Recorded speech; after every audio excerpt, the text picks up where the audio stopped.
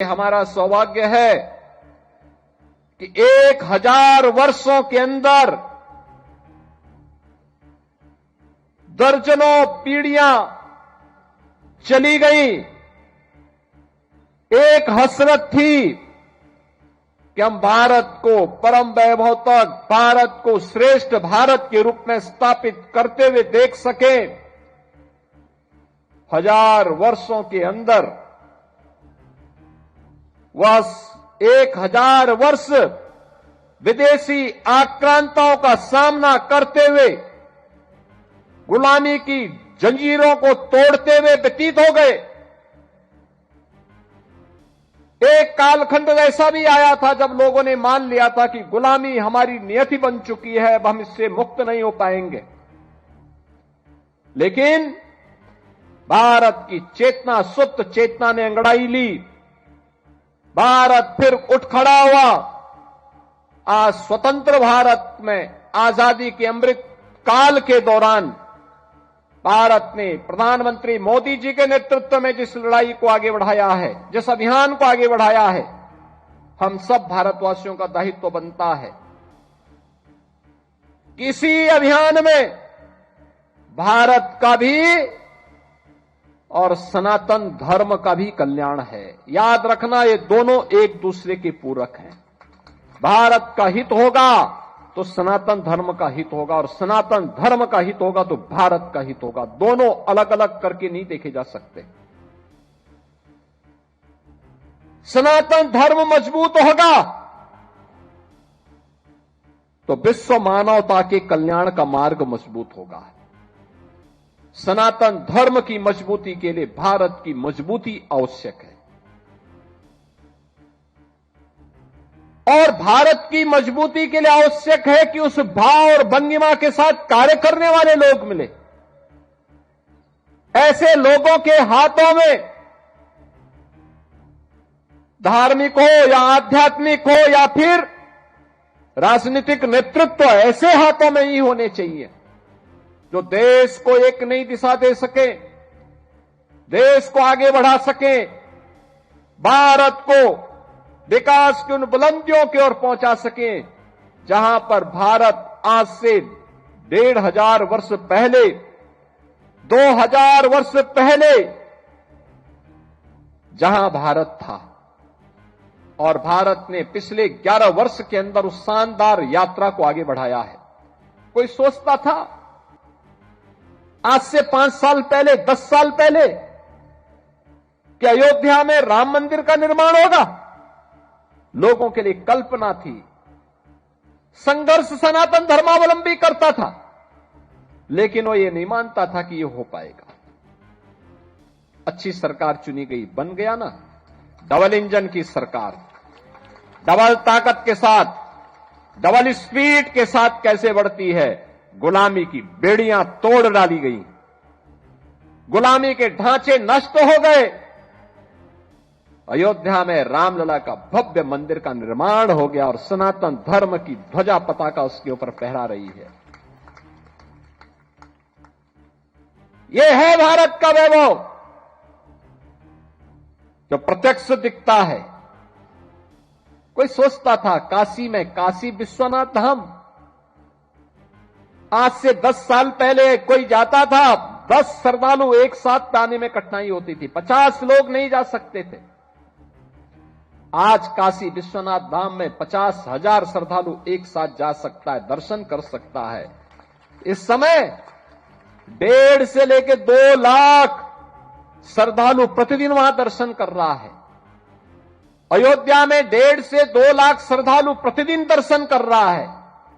कोई भय नहीं, कहीं कंजेशन नहीं, कहीं पर अफरा तफरी नहीं। और प्रयागराज में समरसता का क्या अद्भुत नजारा है। मौनी अमावस्या में 4.5 करोड़ श्रद्धालुओं ने संगम में स्नान किया। 4.5 करोड़। दुनिया के कई देशों की आबादी 4.5 करोड़ नहीं है, जहां हमारे यहां एक दिन में लोग संगम में, त्रिवेणी में आस्था की डुबकी लगा रहे हैं। ये भारत में ही हो सकता है। ये संतों का प्रताप है, इनकी साधना का प्रतिफल है, राजनीतिक नेतृत्व के द्वारा दिया गया मार्गदर्शन है और आने वाले हर श्रद्धालु को सुविधाजनक तरीके से उसकी आस्था का सम्मान करते हुए अपने कार्यक्रम को आगे बढ़ाया जा रहा है। पिछला एक सहस्त्राब्दी यानी 8वीं सदी से लेकर के 19वीं सदी तक भारत ने गुलामी की बेड़ियों को और विदेशी आक्रांताओं को झेला है। अब अगला 1000 वर्ष ये भारत का वर्ष है, सनातन धर्म को परम वैभव तक ले जाने का वर्ष है और इसी के लिए हम सबको अब कार्य करना है, मिलकर के कार्य करना। 1000 वर्ष तक दुनिया के अंदर केवल और केवल भारत का डंका होना चाहिए, भारत का सनातन धर्म का डंका बचना चाहिए। इसके लिए हम सबको कार्य करना होगा और इसी का आह्वान करने के लिए आज मैं भी आया हूं इस भंडारा कार्यक्रम में। इसीलिए मैं भी आया हूं। यह काम केवल राजनीतिक नेतृत्व का मात्र नहीं है, समाज का भी है। प्रधानमंत्री जी जब कहते हैं ना विकसित भारत बनाने के लिए, विकसित भारत बनेगा तब जब हरियाणा विकसित होगा, मुरथल विकसित होगा। आपने देखा होगा ना यहां पे इस नागे वाले धाम में, बाबा नागे वाले धाम में, मुरथल में लोग यहां पर सिद्ध योगी बाबा बुद्धनाथ जी महाराज की प्रेरणा से कोई नॉन वेज इस्तेमाल नहीं करता। कितनी बड़ी बात है। एक संत ने प्रेरणा दी और उस प्रेरणा का परिणाम क्या है? उनका आशीर्वाद यहां बरसता है। ये धाम बन गया, वीरान जगह आज धाम बन गया। क्या आध्यात्मिक ऊर्जा है। आप सबकी उपस्थिति उस आध्यात्मिक ऊर्जा के तेज को और आगे बढ़ाता है।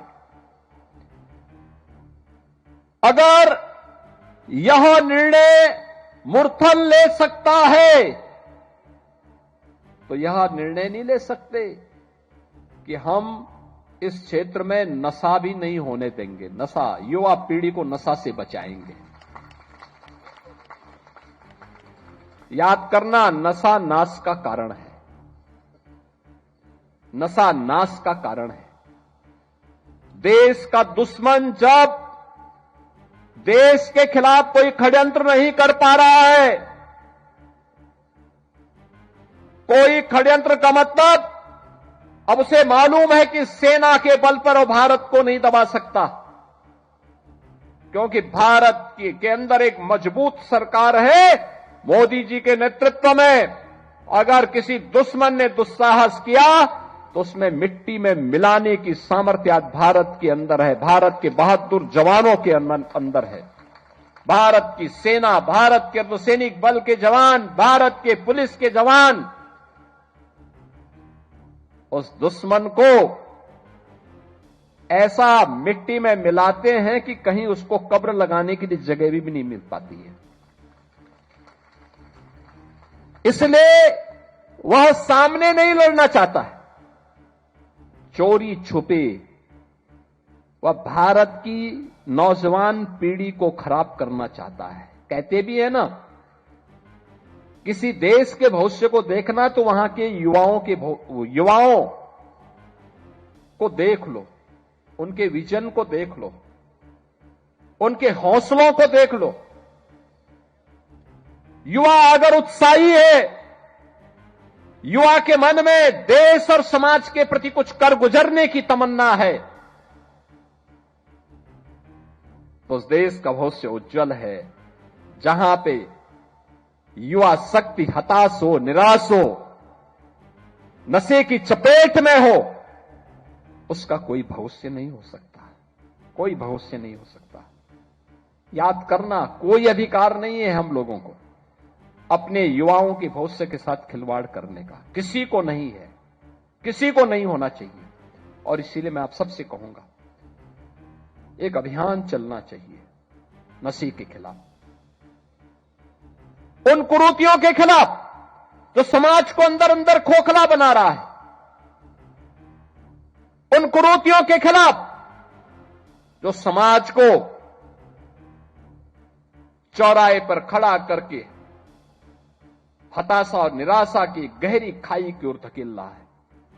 जीवन हताशा और निराशा का नाम नहीं है।